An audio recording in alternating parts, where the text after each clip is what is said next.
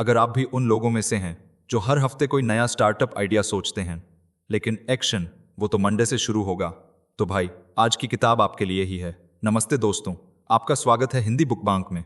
आज हमारे पास है वो किताब जो कहती है, बॉस भीड़ में नहीं ब्लूप्रिंट में सोचो। 021 पीटर थियल की वो सोच जो बताती है कि कैसे एक आइडिया दुनिया को हिला सकता है, बशर्ते वो आइडिया पहली बार वाला हो।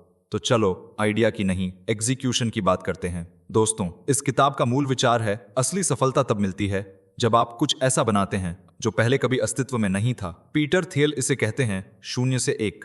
अब ये शून्य से एक क्या है, इसे समझने के लिए हमें दो तरह की प्रगति को समझना होगा। एक है एक से न, और दूसरा है शून्य से एक। एक से न का मतलब है कि आप किसी मौजूदा चीज को लेते हैं और उसे बेहतर बनाते हैं। मान लीजिए कोई कंपनी पहले से स्मार्टफोन बना रही है, आप उसमें कुछ नए फीचर्स जोड़ते हैं, जैसे बेहतर कैमरा या ज्यादा बैटरी लाइफ, और उसे बाजार में लाते हैं। यह है एक से न। लेकिन शून्य से एक कुछ अलग है। यह तब होता है जब आप कुछ ऐसा बनाते हैं जो पहले कभी नहीं था। जैसे जब गूगल ने सर्च इंजन बनाया तो उसने इंटरनेट को खोजने का तरीका ही बदल दिया, या जब फेसबुक ने सोशल नेटवर्किंग को एक नया आयाम दिया तो उसने लोगों के जुड़ने का तरीका बदल दिया। यही है शून्य से एक की ताकत। पीटर थियल कहते हैं कि आज की दुनिया में ज्यादातर लोग एक से न की दौड़ में फंसे हैं, यानी वो दूसरों की नकल करते हैं, उनकी चीजों को थोड़ा सुधारते हैं और उसी में संतुष्ट हो जाते हैं। लेकिन असली क्रांति, असली बदलाव तब आता है जब आप कुछ बिल्कुल नया बनाते हैं। वो कहते हैं कि भविष्य का निर्माण वही लोग करते हैं जो शून्य से एक की सोच रखते हैं। अब सवाल यह है, आप ऐसा क्या बना सकते हैं जो पहले कभी नहीं बना? इसके लिए आपको एक ऐसी जरूरत ढूंढनी होगी जो लोग महसूस करते हैं, लेकिन जिसका हल अभी तक किसी ने नहीं दिया। उदाहरण के लिए, जब पेपैल शुरू हुआ तो ऑनलाइन पेमेंट करना एक जटिल प्रक्रिया थी। लोगों को एक ऐसा तरीका चाहिए था जो तेज, सुरक्षित और आसान हो। पेपैल ने यही कमी पूरी की और दुनिया को कुछ नया दिया। तो अगर आप भी कुछ नया करना चाहते हैं तो सोचिए, ऐसी कौन सी समस्या है जिसका हल अभी तक नहीं मिला। शायद यही आपका शून्य से एक का मौका हो। पीटर थियल इस किताब में एक बहुत ही रोचक सवाल उठाते हैं, हम भविष्य के बारे में क्या सोचते हैं। वो कहते हैं कि 90 के दशक में लोग भविष्य को लेकर बहुत उत्साहित थे। उस समय इंटरनेट की क्रांति शुरू हो रही थी, टेक्नोलॉजी तेजी से बदल रही थी और लोग मानते थे कि भविष्य बहुत उज्जवल होगा। लेकिन 2000 के दशक में, खासकर .com बुलबुले के फटने के बाद, लोगों का भविष्य पर भरोसा डगमगा गया। थियल कहते हैं कि आज हम भविष्य को दो तरह से देखते हैं। कुछ लोग मानते हैं कि भविष्य अपने आप बेहतर हो जाएगा, यानी टेक्नोलॉजी और प्रगति अपने आप सब कुछ ठीक कर देगी, हमें कुछ खास करने की जरूरत नहीं। दूसरी तरफ कुछ लोग मानते हैं कि भविष्य अनिश्चित है और हमें बस उसका इंतजार करना चाहिए। लेकिन थियल इन दोनों ही सोच को गलत मानते हैं। वो कहते हैं कि भविष्य को बेहतर बनाने के लिए हमें सक्रिय रूप से काम करना होगा। हमें नई चीजें बनानी होंगी, नए आविष्कार करने होंगे। अगर हम सिर्फ इंतजार करेंगे तो भविष्य अपने आप बेहतर नहीं होगा।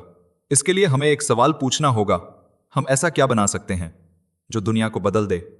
थियल कहते हैं कि भविष्य का निर्माण करना कोई जादू नहीं है, बल्कि ये एक ऐसी प्रक्रिया है जिसमें आपको मेहनत, रचनात्मकता और साहस चाहिए।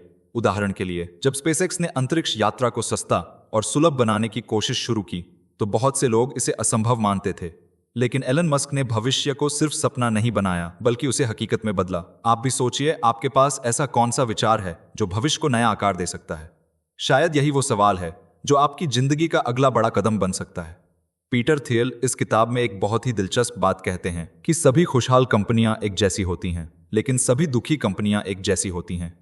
इसका मतलब क्या है? वो कहते हैं कि जो कंपनियां सफल होती हैं वो कुछ अनोखा करती हैं। वो अपने आप में एक तरह की मोनोपोली बनाती हैं। अब मोनोपोली शब्द सुनकर शायद आपको लगे कि ये तो कुछ गलत है, लेकिन थियल कहते हैं कि बिजनेस की दुनिया में मोनोपोली एक अच्छी चीज है। क्यों? क्योंकि जब आपका कोई प्रतिस्पर्धी नहीं होता तो आप अपने नियम खुद बनाते हैं। आप अपने ग्राहकों को कुछ ऐसा दे सकते हैं जो कोई और नहीं दे सकता। साथ ही आप ज्यादा मुनाफा कमा सकते हैं, जिससे आप अपने बिजनेस को और बेहतर बना सकते हैं। उदाहरण के लिए गूगल को ही लीजिए। गूगल का सर्च इंजन इतना बेहतर है कि आज वो सर्च मार्केट का बादशाह है। कोई दूसरी कंपनी उनके जैसा सर्च इंजन नहीं बना पाई। यही है मोनोपोली की ताकत। लेकिन थियल ये भी कहते हैं कि मोनोपोली बनाना आसान नहीं है। इसके लिए आपको कुछ ऐसा करना होगा जो कोई और न कर सके। उदाहरण के लिए, जब एप्पल ने आईफोन लॉन्च किया तो उसने स्मार्टफोन मार्केट को पूरी तरह से बदल दिया। एप्पल ने ऐसा प्रोडक्ट बनाया जो न सिर्फ नया था बल्कि इतना बेहतर था कि बाकी कंपनियों को उसका मुकाबला करने में सालों लग गए। तो अगर आप भी अपने बिजनेस में सफल होना चाहते हैं तो सोचिए आप ऐसा क्या कर सकते हैं जो आपको सबसे अलग बनाए। शायद यही आपकी मोनोपोली की शुरुआत हो। दोस्तों, हम अक्सर सुनते हैं कि प्रतिस्पर्धा अच्छी चीज है, ये हमें बेहतर बनाती है, हमें मेहनत करने के लिए प्रेरित करती है। लेकिन पीटर थियल कहते हैं कि प्रतिस्पर्धा एक भ्रम है। वो कहते हैं कि अगर आप हर समय दूसरों से मुकाबला करते रहेंगे तो आप कभी कुछ नया नहीं बना पाएंगे। प्रतिस्पर्धा आपको एक ऐसी दौड़ में फंसा देती है जहां आप बस दूसरों की नकल करते हैं और थोड़ा बेहतर करने की कोशिश करते हैं, लेकिन इस दौड़ में आप कभी भी बहुत आगे ही निकल सकते। उदाहरण के लिए, मान लीजिए आप एक रेस्तरां खोलते हैं। अगर आपका सारा ध्यान इस बात पर है कि पड़ोस का रेस्तरां क्या कर रहा है, तो आप बस वही करेंगे जो वो कर रहा है। आपकी सारी ऊर्जा कीमतें कम करने, मेन्यू कॉपी करने या छोटी छोटी चीजों में सुधार करने में चली जाएगी। लेकिन अगर आप कुछ अनोखा करें, जैसे एक ऐसा व्यंजन बनाएं जो कहीं और न मिले, या एक ऐसा अनुभव दें जो लोग कहीं और न पा सकें, तो आप प्रतिस्पर्धा से ऊपर उठ जाएंगे। थियल कहते हैं कि हमें प्रतिस्पर्धा से बचना चाहिए। इसके बजाय हमें एक ऐसी मार्केट ढूंढनी चाहिए जहां हम अकेले राज कर सकें, यानी हमें अपनी खुद की मोनोपोली बनानी चाहिए। उदाहरण के लिए, जब नेटफ्लिक्स ने ऑनलाइन स्ट्रीमिंग शुरू की तो उसने एक ऐसी मार्केट बनाई जहां वो अकेला खिलाड़ी था। आज नेटफ्लिक्स का नाम ही ऑनलाइन स्ट्रीमिंग का पर्याय बन चुका है। सोचिए आप ऐसी कौन सी मार्केट बना सकते हैं जहां आप अकेले राज करें। अब पीटर थियल एक बहुत ही रोचक कॉन्सेप्ट बताते हैं जिसे वो कहते हैं लास्ट मूवर एडवांटेज, यानी अंतिम कदम का फायदा। अब ये क्या है? वो कहते हैं कि बिजनेस में असली फायदा उसे मिलता है जो किसी फील्ड में अंतिम और सबसे बेहतर खिलाड़ी बनता है। इसका मतलब ये नहीं कि आपको सबसे पहले कुछ करना है, बल्कि आपको ऐसा कुछ करना है जो इतना बेहतर हो कि उसके बाद कोई और उस फील्ड में आपसे बेहतर न कर सके। उदाहरण के लिए फेसबुक को ही लीजिए। फेसबुक से पहले भी कई सोशल नेटवर्किंग साइट्स थीं, जैसे माइस्पेस या ऑरकुट। लेकिन फेसबुक ने कुछ ऐसा किया कि वो इस फील्ड में सबसे आखिरी और सबसे बेहतर बन गया। आज सोशल नेटवर्किंग का मतलब ही फेसबुक है। थियल कहते हैं कि अगर आप कोई नया बिजनेस शुरू करना चाहते हैं तो ये सोचें कि आप उस फील्ड में आखिरी और सबसे बेहतर कैसे बन सकते हैं। इसके लिए आपको कुछ ऐसा करना होगा जो लंबे समय तक टिके। उदाहरण के लिए, जब टेस्ला ने इलेक्ट्रिक कारें बनानी शुरू की तो उसने न सिर्फ कारें बनाई बल्कि एक ऐसा ब्रांड बनाया जो इलेक्ट्रिक मोबिलिटी का प्रतीक बन गया। आज टेस्ला सिर्फ एक कार कंपनी नहीं बल्कि एक पूरी इंडस्ट्री का नेतृत्व कर रही है। तो अगर आप भी कुछ नया शुरू करना चाहते हैं तो सोचिए आप अपने फील्ड में आखिरी और सबसे बेहतर कैसे बन सकते हैं। दोस्तों, कितनी बार हमने सुना है कि किसी की सफलता सिर्फ भाग्य की वजह से हुई, लेकिन पीटर थियल कहते हैं कि सफलता भाग्य पर निर्भर नहीं करती। वो कहते हैं कि अगर आप सही दिशा में मेहनत करें, सही आइडियाज पर काम करें, तो आप अपनी सफलता खुद बना सकते हैं। भाग्य का इंतजार करने की बजाय आपको एक ऐसी मार्केट ढूंढनी चाहिए जहां आपका प्रोडक्ट या सर्विस सबसे अलग हो। उदाहरण के लिए, जब टेस्ला ने इलेक्ट्रिक कारें बनानी शुरू की तो बहुत से लोग सोचते थे कि यह काम नहीं करेगा। उस समय पेट्रोल और डीजल कारों का बोलबाला था और इलेक्ट्रिक कारें एक जोखिम भरा दाम लगती थीं। लेकिन एलन मस्क ने एक ऐसी मार्केट चुनी जहां वो कुछ अनोखा कर सकते थे। उन्होंने न सिर्फ कारें बनाई बल्कि एक ऐसा अनुभव दिया जो लोगों को पहले कभी नहीं मिला था। आज टेस्ला इलेक्ट्रिक कारों का पर्याय बन चुका है। थियल कहते हैं कि सफलता के लिए आपको सही समय, सही जगह और सही आइडिया चुनना होगा। आपको यह सोचना होगा कि आप ऐसा क्या कर सकते हैं जो लंबे समय तक लोगों की जरूरतों को पूरा करे। तो अगर आप अपने बिजनेस में सफल होना चाहते हैं तो भाग्य का इंतजार न करें। इसके बजाय एक ऐसी मार्केट ढूंढें जहां आप कुछ अनोखा कर सकें। थियल एक बहुत ही जरूरी सलाह देते हैं, पैसों का पीछा करें, लेकिन इसका मतलब यह नहीं कि आप सिर्फ पैसे कमाने के लिए काम करें। उनका कहने का मतलब है कि आपको ऐसी मार्केट ढूंढनी चाहिए जहां बहुत सारी संभावनाएं हों और जहां आप बड़ा मुनाफा कमा सकें। वो कहते हैं कि ज्यादातर लोग छोटी छोटी मार्केट्स में फंस जाते हैं जहां ज्यादा मुनाफा नहीं है। लेकिन अगर आप एक ऐसी मार्केट चुनते हैं जहां बहुत सारी संभावनाएं हैं तो आप ज्यादा सफल हो सकते हैं। उदाहरण के लिए, जब अमेजन ने ऑनलाइन बुक स्टोर शुरू किया तो उसने सिर्फ किताबें बेचने का लक्ष्य नहीं रखा। उसने एक ऐसी मार्केट चुनी जहां वो हर तरह का सामान बेच सकता था।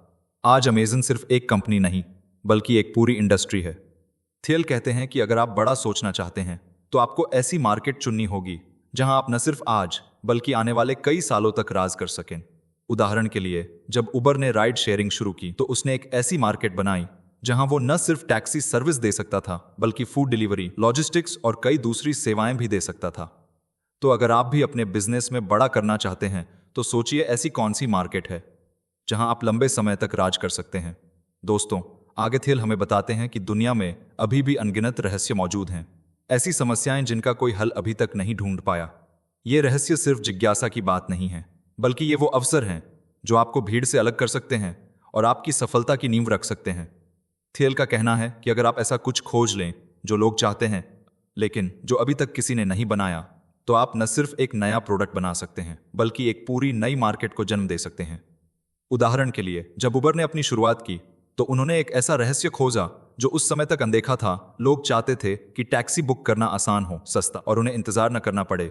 उस समय टैक्सी सर्विसेज में ढेर सारी समस्याएं थीं। कभी ड्राइवर समय पर नहीं आता, कभी गाड़ी खराब होती और किराया भी तय नहीं होता। उबर ने इस रहस्य को समझा और टेक्नोलॉजी के जरिए इसे हल किया। उन्होंने एक ऐप बनाया जिसने टैक्सी बुक करने के तरीके को पूरी तरह बदल दिया। नतीजा, आज उबर दुनिया की सबसे बड़ी राइड शेयरिंग कंपनी है, जिसने न सिर्फ टैक्सी इंडस्ट्री को बदला बल्कि एक नई मार्केट बनाई। थियल हमें सिखाते हैं कि हमें अपने आसपास की दुनिया को गौर से देखना चाहिए। हर छोटी बड़ी समस्या में एक अवसर छिपा हो सकता है। शायद आपके शहर में कोई ऐसी सेवा या प्रोडक्ट है जिसकी कमी लोग महसूस करते हैं, लेकिन कोई उसे पूरा नहीं कर रहा। उदाहरण के तौर पर, अगर आप ध्यान दें तो हो सकता है कि आपके इलाके में लोग ताज़ा ऑर्गेनिक खाना चाहते हों, लेकिन कोई ऐसी डिलीवरी सर्विस न हो जो इसे आसानी से उपलब्ध कराए। अगर आप इस कमी को पूरा कर सकें तो ये आपका अगला बड़ा आइडिया हो सकता है। थियल का कहना है कि सफलता उसी को मिलती है जो इन रहस्यों का पीछा करता है और उन्हें हल करने की हिम्मत दिखाता है। तो अपने आसपास नजर दौड़ाइए, कौन सा रहस्य आपकी प्रतीक्षा कर रहा है। दोस्तों, अब बात करते हैं किसी भी बिजनेस की सबसे जरूरी चीज की, उसकी नींव। थियल कहते हैं कि कोई भी कंपनी कितनी भी शानदार क्यों न हो, अगर उसकी नींव कमजोर है तो वो देर सबेर ढह जाएगी। नींव से उनका मतलब है कि आपने अपनी कंपनी की शुरुआत कैसे की, आपके साथी कौन हैं, आपकी टीम कैसी है और आपका विजन कितना स्पष्ट है। ये सारी चीजें आपकी कंपनी की सफलता तय करती हैं। थियल का मानना है कि एक अच्छी शुरुआत के लिए आपको सही लोगों को अपने साथ जोड़ना होगा। ऐसे लोग जो न सिर्फ प्रतिभाशाली हों बल्कि आपके विजन में विश्वास करें और आपके साथ कंधे से कंधा मिलाकर चलें। उन्होंने अपनी कंपनी पेपैल का उदाहरण दिया। जब पेपैल की शुरुआत हुई तो थियल ने अपनी टीम में ऐसे लोगों को चुना जो न सिर्फ स्मार्ट थे बल्कि एक दूसरे पर भरोसा करते थे। ये लोग इतने असाधारण थे कि बाद में इन्हीं लोगों ने टेस्ला, यूट्यूब और लिंक्डइन जैसी कंपनियां बनाईं। इन्हें पेपैल माफिया कहा जाता है क्योंकि इनकी एकजुटता और प्रतिभा ने टेक्नोलॉजी की दुनिया में तहलका मचा दिया। थियल कहते हैं कि उनकी सफलता का राज था कि उनकी टीम एक परिवार की तरह थी। हर कोई एक दूसरे की ताकत को समझता था और एक साझा लक्ष्य के लिए काम करता था। इसका मतलब ये नहीं कि आपको सिर्फ अपने दोस्तों को ही अपनी कंपनी में लेना चाहिए, बल्कि आपको ऐसे लोग ढूंढने चाहिए जो आपके मिशन को समझें और उसे पूरा करने के लिए उतने ही उत्साहित हों जितने आप। उदाहरण के लिए, अगर आप एक स्टार्टअप शुरू करना चाहते हैं जो ऑनलाइन एजुकेशन को बेहतर बनाए, तो आपकी टीम में ऐसे लोग होने चाहिए जो शिक्षा के प्रति जुनूनी हों, न कि सिर्फ नौकरी की तलाश में हों। थियल हमें सिखाते हैं कि नींव मजबूत करने का मतलब है सही लोगों, सही समय और सही विजन का मेल। अगर ये तीनों चीजें सही हों तो आपकी कंपनी न सिर्फ शुरू होगी बल्कि लंबे समय तक टिकी रहेगी। थियल अब पेपैल की कहानी को और गहराई से बताते हैं और हमें समझाते हैं कि एक कंपनी को सिर्फ प्रोडक्ट या सर्विस बनाने से नहीं बल्कि एक मजबूत संस्कृति बनाने से सफलता मिलती है। उनके मुताबिक एक अच्छी कंपनी वही है जहां लोग सिर्फ कर्मचारी नहीं बल्कि एक परिवार की तरह काम करते हैं। इसका मतलब है कि आपकी टीम में हर कोई एक साझा मिशन के लिए काम करे, एक दूसरे का सम्मान करे और एक दूसरे की ताकत को बढ़ाए। पेपैल में थियल ने ऐसी ही संस्कृति बनाई थी। उनकी टीम में हर व्यक्ति को यह विश्वास था कि वे ऑनलाइन पेमेंट की दुनिया को बदल रहे हैं। यह विश्वास सिर्फ शब्दों तक सीमित नहीं था, वे इसे हर दिन अपने काम में जीते थे। थियल कहते हैं कि आपको अपनी कंपनी में ऐसी संस्कृति बनानी चाहिए जहां लोग अपने काम को सिर्फ नौकरी न समझें बल्कि उसे अपने जीवन का हिस्सा मानें। इसके लिए आपको अपने कर्मचारियों को पार्टनर की तरह ट्रीट करना होगा। इसका मतलब है कि उन्हें सिर्फ सैलरी देने के बजाय उन्हें कंपनी के विजन में हिस्सेदार बनाना होगा। उदाहरण के लिए, अगर आप एक स्टार्टअप चला रहे हैं तो अपनी टीम को यह बताएं कि आपका प्रोडक्ट कैसे लोगों की जिंदगी बेहतर बनाएगा। अगर आपकी टीम आपके सपने में विश्वास करती है तो वे ज्यादा मेहनत करेंगे, ज्यादा रचनात्मक होंगे और मुश्किल समय में भी आपके साथ खड़े रहेंगे। थियल का कहना है कि एक अच्छी कंपनी वो नहीं जो सिर्फ पैसे कमाए बल्कि वो जो अपने लोगों को एक मिशन दे और उन्हें एक साथ जोड़े। अगर आप अपनी कंपनी शुरू करने की सोच रहे हैं तो ये सोचे आप अपनी टीम को कैसे एकजुट रखेंगे और कैसे एक ऐसी संस्कृति बनाएंगे जो उन्हें प्रेरित करे। दोस्तों, एक ऐसा सवाल जो हर उद्यमी के दिमाग में आता है, अगर आप इसे बनाएंगे तो क्या वो आएंगे? हम अक्सर सोचते हैं कि अगर हम कोई शानदार प्रोडक्ट बना ले तो लोग अपने आप उसकी तरफ खिंचे चले आएंगे, लेकिन थियल कहते हैं कि यह सोच गलत है। एक बेहतरीन प्रोडक्ट बनाना तो सिर्फ पहला कदम है, असल चुनौती है उसे लोगों तक पहुंचाना। इसके लिए आपको मार्केटिंग और डिस्ट्रीब्यूशन पर उतना ही ध्यान देना होगा जितना प्रोडक्ट बनाने पर। टेस्ला का उदाहरण लीजिए। टेस्ला ने सिर्फ अच्छी इलेक्ट्रिक कारें नहीं बनाई, उन्होंने ये भी सुनिश्चित किया कि लोग उनके प्रोडक्ट के बारे में जानें। उन्होंने आकर्षक शोरूम्स बनाए, टेस्ट ड्राइव का अनुभव दिया और अपने ब्रांड को इतना मजबूत बनाया कि टेस्ला आज एक स्टेटस सिंबल बन गया है। लोग टेस्ला कार खरीदते हैं न सिर्फ इसलिए कि वो अच्छी है, बल्कि इसलिए भी कि वो एक ब्रांड का हिस्सा बनना चाहते हैं। थेल कहते हैं कि अगर आपका प्रोडक्ट दुनिया का सबसे अच्छा भी हो लेकिन लोग इसके बारे में नहीं जानते तो वो बेकार है। इसका मतलब ये है कि आपको अपने प्रोडक्ट को बेचने के लिए रणनीति बनानी होगी। उदाहरण के लिए, अगर आप एक नया ऐप बना रहे हैं तो सिर्फ उसे प्ले स्टोर पर डाल देना काफ़ी नहीं है। आपको सोशल मीडिया, विज्ञापनों और शायद इन्फ्लुएंसर्स के जरिए लोगों तक पहुंचना होगा।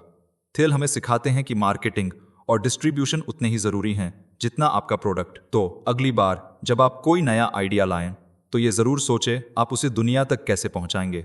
थेल आगे एक बहुत ही रोचक और भविष्योन्मुखी बात कहते हैं, टेक्नोलॉजी और इंसान एक दूसरे के पूरक हैं, न कि प्रतिस्पर्धी। आजकल बहुत से लोग डरते हैं कि मशीनें उनकी नौकरियां छीन लेंगी, लेकिन थेल का कहना है कि यह सोच गलत है। मशीनें और इंसान मिलकर कुछ ऐसा कर सकते हैं जो अकेले कोई नहीं कर सकता। उन्होंने पेपैल का उदाहरण दिया। पेपैल में उन्होंने फ्रॉड डिटेक्शन के लिए मशीनों का इस्तेमाल किया। मशीनें तेजी से डेटा का विश्लेषण करती थीं और संदिग्ध लेनदेन को पकड़ लेती थीं, लेकिन अंतिम फैसला हमेशा इंसानों का होता था, क्योंकि मशीनें हर बार सही नहीं हो सकतीं। इस तरह मशीनों की गति और इंसानों की समझ ने मिलकर पेपैल को तेज और सुरक्षित बनाया। थेल कहते हैं कि हमें मशीनों को अपना दोस्त बनाना चाहिए, न कि दुश्मन। उदाहरण के लिए, अगर आप एक रेस्तरां चला रहे हैं तो आप ऑर्डर लेने के लिए एक ऑटोमेटेड सिस्टम यूज कर सकते हैं ताकि समय बचे, लेकिन ग्राहकों से बातचीत और उनकी खास जरूरतों को समझने का काम इंसान ही बेहतर कर सकता है। थेल का कहना है कि भविष्य में वही कंपनियां सफल होंगी जो इंसानों और मशीनों की ताकत को एक साथ जोड़ सकें। तो अगर आप कोई नया बिजनेस शुरू करने की सोच रहे हैं तो ये सोचें आप टेक्नोलॉजी का इस्तेमाल कैसे कर सकते हैं ताकि आपका काम तेज, आसान और बेहतर हो। थेल इस हिस्से में ग्रीन टेक्नोलॉजी की सच्चाई को सामने लाते हैं। वे कहते हैं कि बहुत सी ग्रीन टेक्नोलॉजी कंपनियां उतनी सफल नहीं हुई जितना लोग सोचते हैं। इसका कारण ये नहीं कि ग्रीन टेक्नोलॉजी बेकार है, बल्कि इसलिए कि इन कंपनियों ने गलत मार्केट चुनी। थेल का मानना है कि अगर आप कोई नया बिजनेस शुरू करना चाहते हैं तो आपको ये देखना होगा कि आपका प्रोडक्ट वाकई में लोगों की जिंदगी को बेहतर बनाएगा या नहीं। उदाहरण के लिए, कई ग्रीन टेक्नोलॉजी कंपनियों ने सोलर पैनल्स या इलेक्ट्रिक व्हीकल्स बनाए, लेकिन वे इसलिए असफल रहीं क्योंकि उन्होंने ये नहीं समझा कि लोग क्या चाहते हैं। अगर आपका प्रोडक्ट महंगा है, इस्तेमाल में मुश्किल है या लोगों की रोजमर्रा की जरूरतों को पूरा नहीं करता, तो वो कितना भी पर्यावरण के लिए अच्छा क्यों न हो, लोग उसे नहीं अपनाएंगे। थेल कहते हैं कि बिजनेस शुरू करने से पहले आपको यह समझना होगा कि आपका प्रोडक्ट किस समस्या को हल कर रहा है और क्या लोग इसके लिए पैसे देने को तैयार हैं। उदाहरण के तौर पर, अगर आप एक ऐसी कंपनी शुरू करना चाहते हैं जो सस्ते सोलर पैनल्स बनाए, तो पहले ये देखें कि क्या आपके टारगेट ग्राहक इन्हें खरीद सकते हैं और क्या ये उनके लिए सुविधाजनक होंगे। थेल हमें सिखाते हैं कि ट्रेंड में होने वाली चीजों के पीछे भागने के बजाय हमें यह सोचना चाहिए कि हमारा प्रोडक्ट वाकई में दुनिया को बेहतर बनाएगा या नहीं। अगर आप सही मार्केट चुनते हैं तो आपकी सफलता की संभावना कई गुना बढ़ जाती है। अंत में थेल एक बहुत ही गहरी और रोचक बात कहते हैं, हर सफल कंपनी का संस्थापक एक विरोधाभास होता है। इसका मतलब है कि एक अच्छा संस्थापक एक तरफ तो बहुत अनोखा और अलग होता है, लेकिन दूसरी तरफ वो आम लोगों से भी जुड़ा रहता है। वे अपने सपनों को सच करने की हिम्मत रखते हैं, लेकिन साथ ही वे अपनी टीम और ग्राहकों के साथ एक गहरा रिश्ता बनाए रखते हैं। एलन मस्क इसका सबसे अच्छा उदाहरण है। एक तरफ वे अंतरिक्ष में रॉकेट भेज रहे हैं और मंगल ग्रह पर इंसानी बस्तियां बसाने का सपना देख रहे हैं, लेकिन दूसरी तरफ वे सोशल मीडिया पर मीम्स शेयर करते हैं और आम लोगों की तरह मजाक करते हैं। ये विरोधाभास ही उन्हें खास बनाता है। थेल कहते हैं कि एक अच्छा संस्थापक वही है जो अपने विजन को सच करने के लिए कुछ भी कर सकता है, लेकिन साथ ही वो अपनी टीम को प्रेरित करता है और अपने ग्राहकों की जरूरतों को समझता है। उदाहरण के लिए, अगर आप एक स्टार्टअप शुरू कर रहे हैं तो आपको अपने बड़े सपनों पर काम करना होगा, लेकिन साथ ही आपको यह भी सुनिश्चित करना होगा कि आपकी टीम आपके साथ है और आपके ग्राहक आपके प्रोडक्ट को समझते हैं। थेल का कहना है कि एक संस्थापक का काम सिर्फ आइडियाज लाना नहीं है, बल्कि उन आइडियाज को हकीकत में बदलना और लोगों को उसका हिस्सा बनाना है। तो अगर आप एक संस्थापक बनना चाहते हैं तो ये सोचें आप अपने अनोखेपन और जमीन से जुड़ेपन को कैसे संतुलित करेंगे। तो दोस्तों, 0 से 1 तक हमें सिखाती है भीड़ का हिस्सा मत बनो, कुछ ऐसा बनाओ जो पहले कभी था ही नहीं। एक मजबूत नींव, सही टीम और सही दिशा, यही किसी भी आइडिया को हकीकत में बदलते हैं। अब बारी आपकी है, आपने 0 to 1 की शुरुआत कहां से करने वाले हैं? कमेंट में जरूर बताएं। और अगर आपको ये वीडियो पसंद आया हो तो वीडियो को लाइक करें, अपने दोस्तों के साथ शेयर करें और ऐसे ही प्रेरणादायक विचारों के लिए हमारे चैनल हिंदी बुक बैंक को सब्सक्राइब करना न भूलें। मिलते हैं अगली किताब के साथ, तब तक नया सोचिए और हिम्मत से शुरुआत कीजिए। नमस्ते।